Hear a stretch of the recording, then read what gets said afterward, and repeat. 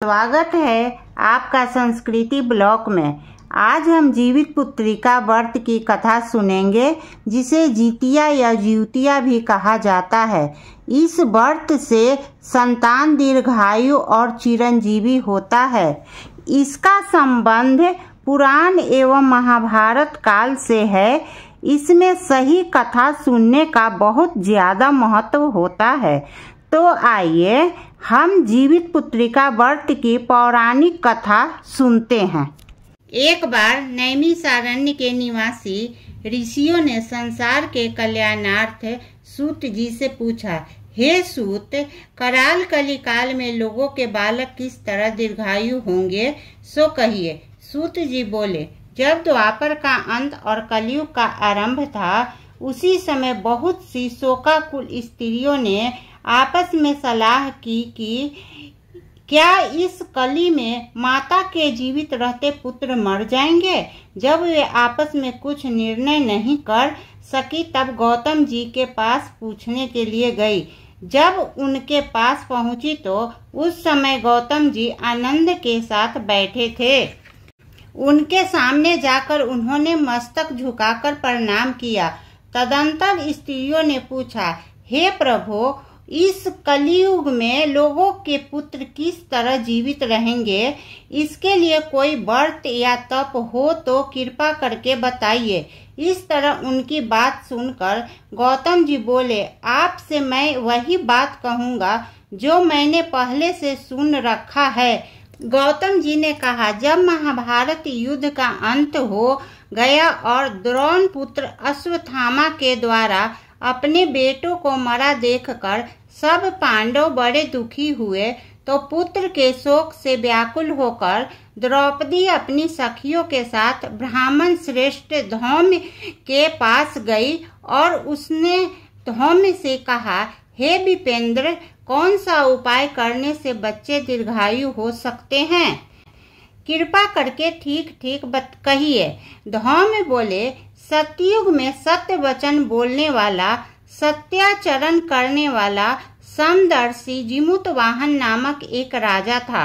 वह एक बार अपनी स्त्री के साथ ससुराल गया और वहीं रहने लगा। एक दिन आधी रात के समय पुत्र के शोक से व्याकुल होकर कोई स्त्री रोने लगी, क्योंकि वह अपने बेटे के दर्शन से निराश हो चुकी थी। उसका पुत्र मर चुका था। वह रोती हुई कहती थी, हाय, मुझ बूढ़ी माता के सामने मेरा बेटा मरा जा रहा है। उसका रुदन सुनकर राजा जिमुतवाहन का तो मानो हृदय विदीर्ण हो गया। वह तत्काल उस स्त्री के पास गया और उससे पूछा, तुम्हारा बेटा कैसे मरा है। बूढ़ी ने कहा, गरुड़ प्रतिदिन आकर गांव के लड़कों को खा जाता है। इस पर दयालु राजा ने कहा, माता, अब तुम रो मत, आनंद से बैठो, मैं तुम्हारे बच्चे को बचाने का यत्न करता हूँ। ऐसा कहकर राजा उस स्थान पर गया जहाँ गरुड़ आकर प्रतिदिन मांस खाया करता था। उसी समय गरुड़ भी उस पर टूट पड़ा और मांस खाने लगा। जब अतिशय तेजस्वी गरुड़ ने राजा का बायां अंग खा लिया, तो झटपट राजा ने अपना दाहिना अंग फेर कर गरुड़ के सामने कर दिया। यह देखकर गरुड़ जी ने कहा, तुम कोई देवता हो? कौन हो तुम? मनुष्य तो नहीं जान पड़ते। अच्छा, अपना जन्म और कुल बताओ। पीड़ा से व्याकुल मरने वाले राजा ने कहा, हे पक्षीराज, इस तरह के प्रश्न करना व्यर्थ है। तुम अपनी इच्छा भर मेरा मांस खाओ। यह सुनकर गरुड़ रुक गए और बड़े आदर से राजा के जन्म और कुल की बात पूछने लगे। राजा ने कहा, मेरी माता का नाम सैव्या और मेरे पिता का नाम शालिवाहन है। सूर्य वंश में मेरा जन्म हुआ है और जिमुतवाहन मेरा नाम है। राजा की दयालुता देखकर गरुड़ ने कहा, हे महाभाग, तुम्हारे मन में जो भी अभिलाषा हो वह वर मांगो। राजा ने कहा, हे पक्षीराज, यदि आप मुझे वर दे रहे हैं तो वह वर दीजिए कि आपने अब तक जिन प्राणियों को खाया है वे सब जीवित हो जाएं। हे स्वामिन, अब से यहाँ बालकों को न खाएं और कोई ऐसा उपाय करे जहाँ जो उत्पन्न हो वे लोग बहुत दिनों तक जीवित रहें। धौम्य ने कहा कि पक्षीराज गरुड़ राजा को वरदान देकर स्वयं अमृत लेने के लिए नागलोक चले गए। वहां से अमृत लाकर उन्होंने उन मरे मनुष्यों की हड्डियों पर बरसाया। ऐसा करने से सब लोग जीवित हो गए जिनको कि पहले गरुड़ ने खाया था। राजा के त्याग और गरुड़ की कृपा से वहां वालों का बहुत कष्ट दूर हो गया। उस समय राजा के शरीर की शोभा दूनी हो गई। राजा की दयालुता देखकर गरुड़ ने फिर कहा, मैं संसार के कल्याणार्थ एक और वरदान दूंगा। आज आश्विन कृष्ण सप्तमी से रहित शुभ अष्टमी तिथि है। आज ही तुमने यहाँ की प्रजा को जीवन दान दिया है। हे वत्स, अब से यह दिन ब्रह्मा भाव हो गया है जो मूर्ति भेद से विविध नामों से विख्यात है।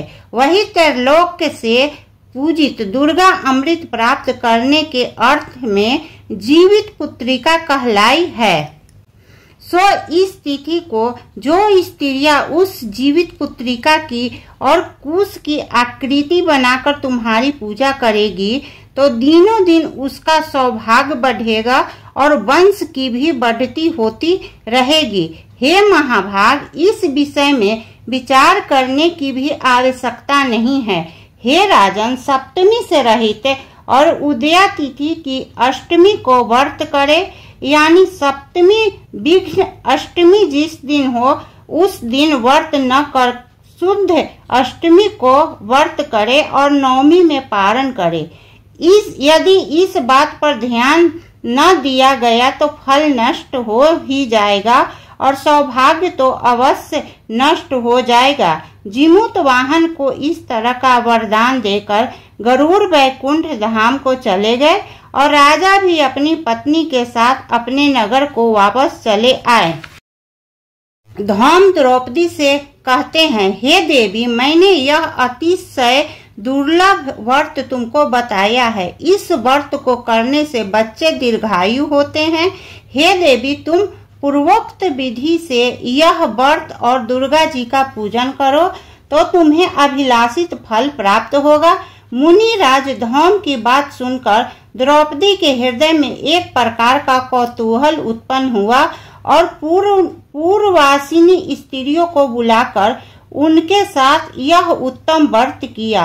गौतम जी ने कहा, यह व्रत और इसके प्रभाव को किसी एक चील ने सुन लिया और अपनी सखी सियारिन को बतलाया।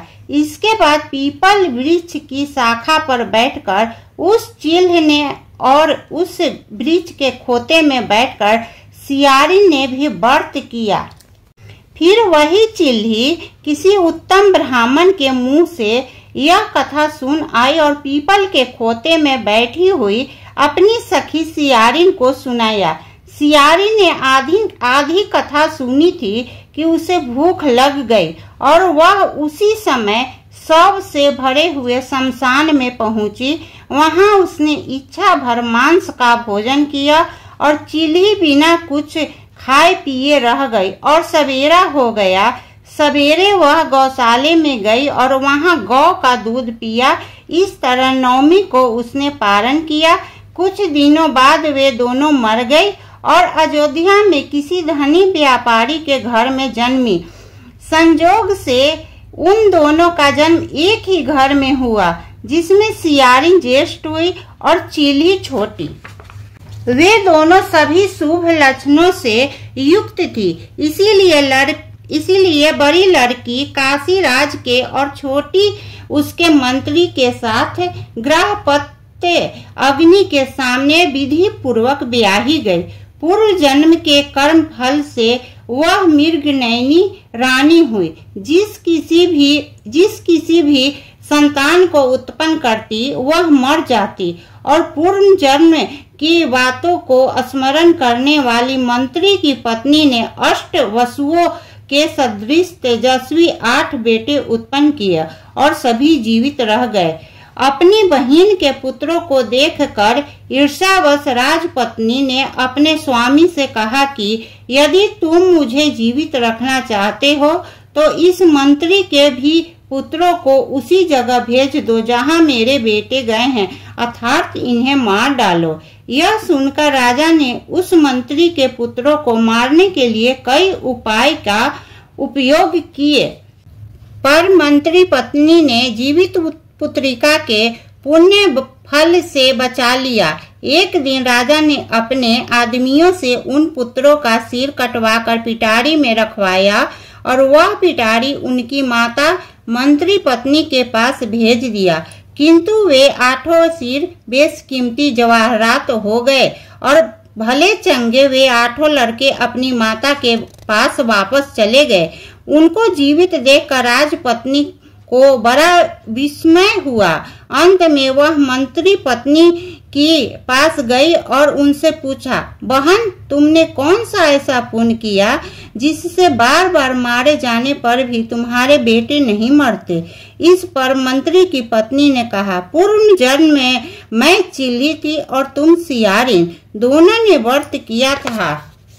तुमने व्रत के नियमों का भली भांति पालन नहीं किया था और मैंने किया था। इसी दोष से हे बहन, तुम्हारे बेटे नहीं जीते हैं। ओ राजरानी, अब तुम उस जीवित पुत्रिका व्रत को करो तो तुम्हारे बेटे भी दीर्घायु होंगे। मैं तुमसे सच सच कह रही हूँ। उसके कथानुसार रानी ने व्रत किया, तभी से उसके कई बेटे सुंदर और दीर्घायु होकर बड़े बड़े राजा हुए। सूत जी कहते हैं कि सब प्रकार का आनंद देने वाला मैंने यह दिव्य व्रत बतलाया। स्त्रियां चिरंजीवी संतान चाहती हो तो विधि पूर्वक यह व्रत करें। इस तरह से जीवित पुत्रिका व्रत की कथा समाप्त हुई और अब हम भगवान विष्णु का आरती करेंगे। ओम जय जगदीश हरे। ओम जय जगदीश हरे, स्वामी जय जगदीश हरे। भक्त जनों के संकट क्षण में दूर करे। ओम जय जगदीश हरे। जो ध्यावे फल पावे, दुख बिन से मन का। प्रभु दुख बिन से मन का। सुख संपत्ति घर आवे, कष्ट मिटे तन का। ओम जय जगदीश हरे। माते पिता तुम मेरे, शरण गहूँ किसकी। प्रभु शरण गहूँ किसकी। तुम्हें बिने और न दूजा, आस करूं किसकी। ओम जय जगदीश हरे। तुम्हें पूरन परमात्मा, तुम्हें अंतर्यामी। प्रभु तुम्हें अंतर्यामी। पारे ब्रह्म परमेश्वर, तुम्हें सबके स्वामी। ओम जय जगदीश हरे। तुम्हें करुणा के सागर, तुम्हें पालन करता। प्रभु तुम्हें पालन करता। मैं मूर्ख खल कामी, कृपा करो भरता। ओम जय जगदीश हरे। तुम्हें होए काया गोचर, सबके प्राणपति। प्रभु सबके प्राणपति। किसे विधि मिलू दया मैं, तुमको मैं कुमति। ओम जय जगदीश हरे, दीन बंधु दुख हरता तुम रक्षक मेरे।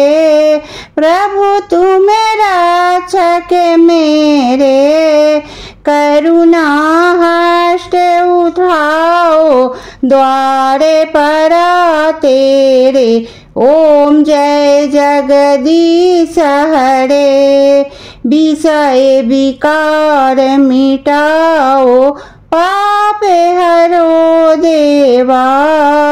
प्रभु पाप हरो देवा, श्रद्धा भक्ति बढ़ाओ संतन की सेवा। ओम जय जगदीश हरे, ओम जय जगदीश हरे, स्वामी जय जगदीश हरे।